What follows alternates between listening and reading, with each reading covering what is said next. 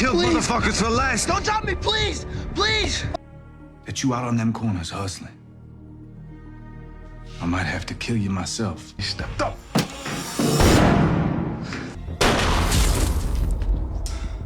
If you ain't pushing, you falling. I didn't want that for you. Tariq? Are you okay? I killed Rain, Uncle G. I had to fix it. What the fuck did you just do? I had your back, Uncle Tommy. He was gonna shoot you. Welcome back, Top Notch Gang. I'm here with another triple header for you guys, so you're gonna have to peep game, lock in. So within this video we have a lot to dive into. Of course, you see the thumbnail, you see the title. We're gonna be talking about the parallels between D-Mac and Tariq, because there's been a lot of similarities. Of course, we just saw the last Book Force episode. D-Mac popped the fuck out, went the fuck off, so he back into the game. Of course, them both being Tommy's nephew. Gotta talk about their first kills, and we gotta talk about how this all could continue to play out, because remember, Tommy, he did everything he could to help Tariq. He saved him countless times from Vincent, tried to save him from Kanan, on and on and on. He hung that nigga off the roof, told him he don't need to be in the game, that they not family no more. And we also saw within the last episode, Tommy sort of told D-Mac the same thing. He doesn't want him in that life, that he'll take him out himself if he continues trying to be in that shit. And we, once again, both of their first kills that we see on screen are very fucking similar, so we got to dive into all that. And also, I want to end off the video with a crossover, because we all love to talk and speculate crossovers for the Power Universe, and of course the only two shows that could do it is Book Ghost and Book Force, because they're currently set in the same timeline. To see D-Mac and Tariq meet each other once again, both being Tommy's nephews, seeing how they patch with Cross is just so fucking exciting and entertaining to see. So we're going to talk about that for a little bit at the end, but the main focus of this video is going to be comparing the two and talking about how Tommy would decide to go about D-Mac, because once again we saw him do everything he can to stop Tariq from becoming what he is now, ultimately up to the very end when Tariq took out his own dad. He took out Tommy's best friend, killed Ghost. So now once again we saw him tell D-Mac that he's not gonna let him be in his life. He'll take him out himself before he let it come to that. But once again, we saw at the end of episode 4 of Book Force, D-Mac did save Tommy's and Diamond's life from Seamus. So this is like an early prediction, but of course, got to talk about the parallels first between D-Mac and Tariq, go into how Tommy will handle this whole situation, and then future possibilities of all these characters meeting up in one scene would just be so fucking cool. So once again, triple header within this video. You guys have to leave a like, comment, subscribe. Once again, I'll be doing full reviews and breakdowns of full shows I didn't see, movies and things of the sort, so you guys can leave suggestions, of course, of any shows, movies, or anything like I said that you want to see me talk about. And if I've seen it, I'll drop a full review, breakdown, full edit. These are going to be longer form, 30, 40, 50 minutes, so be on the lookout for that. But once again, let's jump into the parallels of D-Mac and Tariq and how I believe Tommy will go about handling the situation differently than he did with Tariq. Let's go ahead, jump into it. Once again, leave a like, comment, subscribe.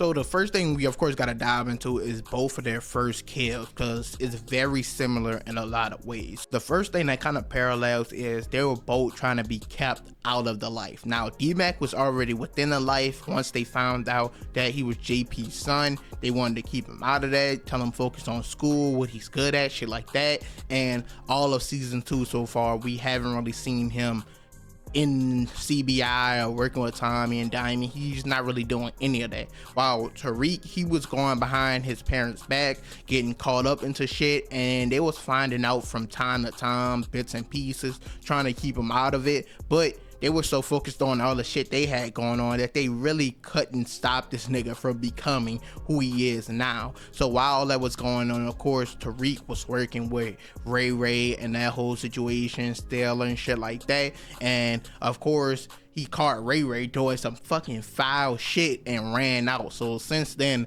Ray Ray was looking for the nigga. Now the first parallel, like I said, was of course them both being 1 foot in the game, 1 foot out. Their people not wanting them to be in that life. Now the second one, of course, comes in where they both of their first kills were dirty cops. Now once again, Ray Ray was a cop. Tariq was working for him, he was looking for him and shit like that. And of course, Raina, Tariq's sister, she kind of knew he was caught up in his life, trying to kind of keep his secret because they were twins. They kept everything together with one another. But she walked up to Ray Ray, of course. We all know this scene, and she said she knew who he was, shit like that, and he just straight popped her. And Tariq, of course, was there in the background, watched the whole shit go down, and after that, of course, he wanted revenge. Now, within the episode that all this shit took place, of course, goes Tommy, Tasha, everybody scrambling to find out what really fucking happened. Of course, Tariq knew what happened, and it all comes to a scene where they're all approaching Ray Ray's apartment, but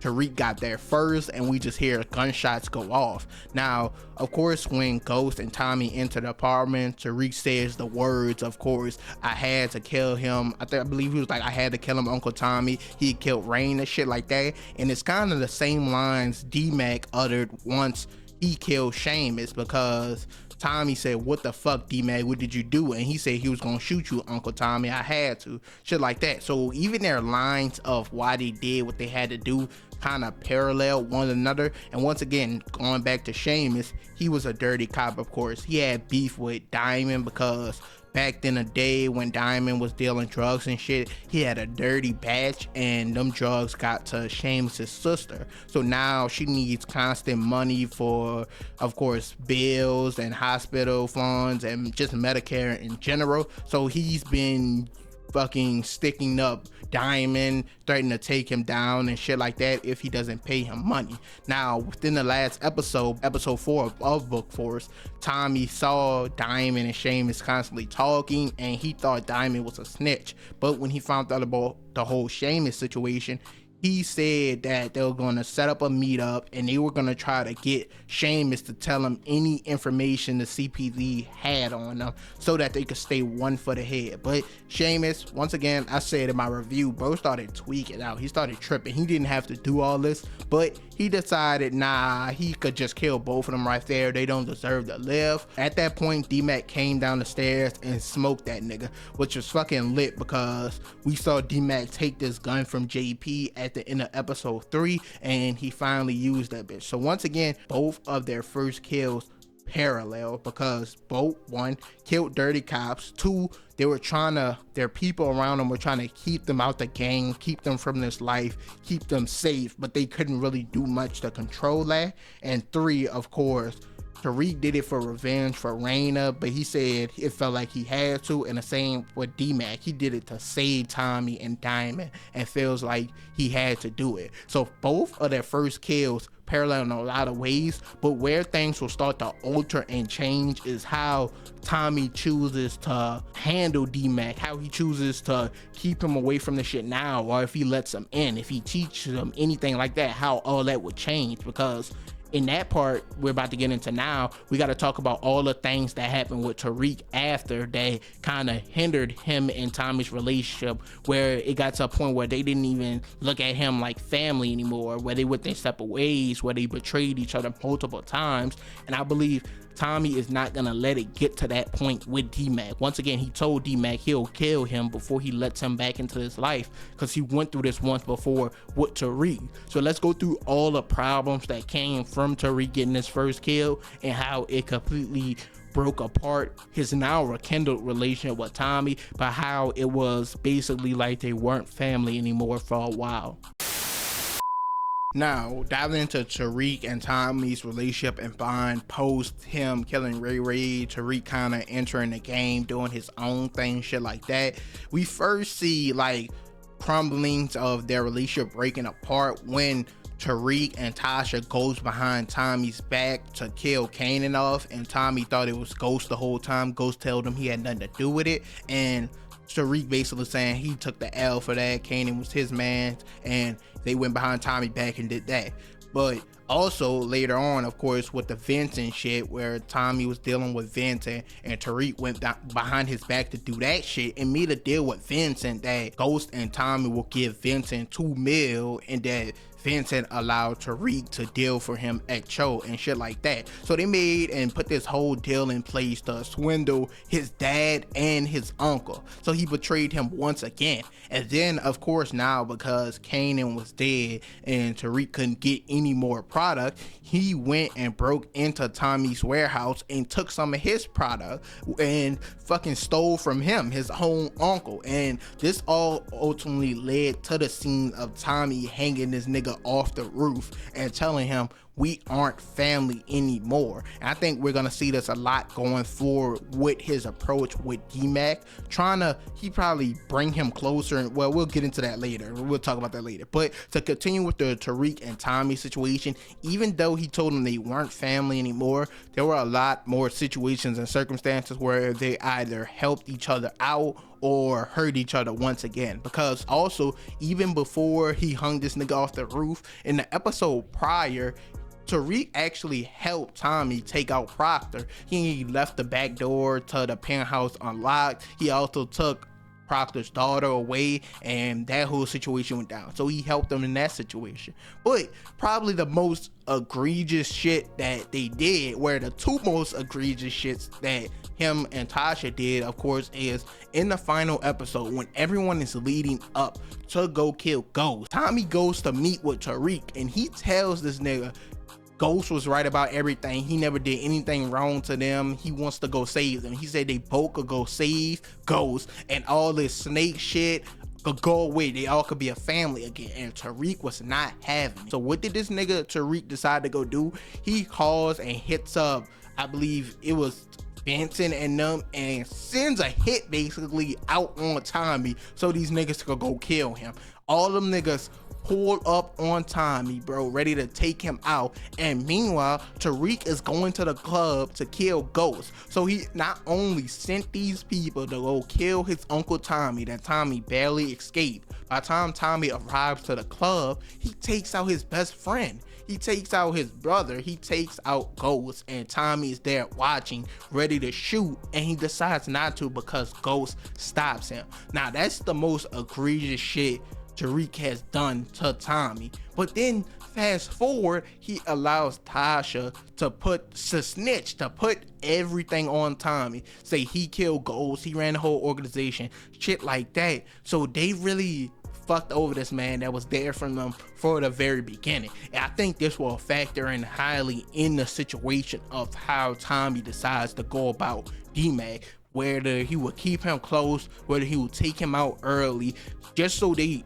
wants a family, he wants them to be close, but he doesn't want him involved in his life. Once again, like I said, we're gonna get into that next, but Tariq and Tommy's relationship start to sour more and more and more as Tariq started to get more involved within the game. Their relationship is kind of rekindled. We saw at the end of season 2 of Book Force, he kind of told Tariq, gave him some advice that you can't have one foot in, one foot out. He doing his college shit, trying to act like a businessman, but he's in his game. He told him that's where Ghost went wrong. You're either all in or all out. If you falter or lean too much this way and then try to go back the other way, then you're dead. You can't do shit like that. So he kind of did leave him that bit of advice. He did tell him that it's not his war to fight in New York. He has to be his own man and shit like that. So their relationship is kind of better than it was before, but it's definitely not as strong. They aren't as close as they used to be because of all the snake shit mainly Tariq did to Tommy. So now let's move on to how I think, because of this whole situation, because of Tommy having a nephew prior, because of how everything went down, how I believe he would choose to go about the whole D-Mac situation. Now, the thing about Tommy and D-Mac is their relationship started off pretty well, or pretty good as well, before they even found out they were related. So of course, Jannard hired D-Mac to follow Tommy around and then just ultimately kill that nigga. But once D-Mac was following him around, of course, he saw he went and talked to JP, his dad, so he fucking thought that Tommy was family, which he was. So he decided, told Jannard he's not gonna do it, gave Jannard his money back, shit like that, said he's not going through with it. But Tommy, of course, they went and talked to each other, or D-Mac went up to Tommy, and told him that someone's out to kill him, watch his back, shit like that, looking out for him. And because of that, as time went on, Tommy let D-Mac into his organization. D-Mac left, of course, Jannard, and D-Mac was counting money for him and shit. And he saw how smart he was with numbers and math and shit like that. So they already had a bond growing from all this.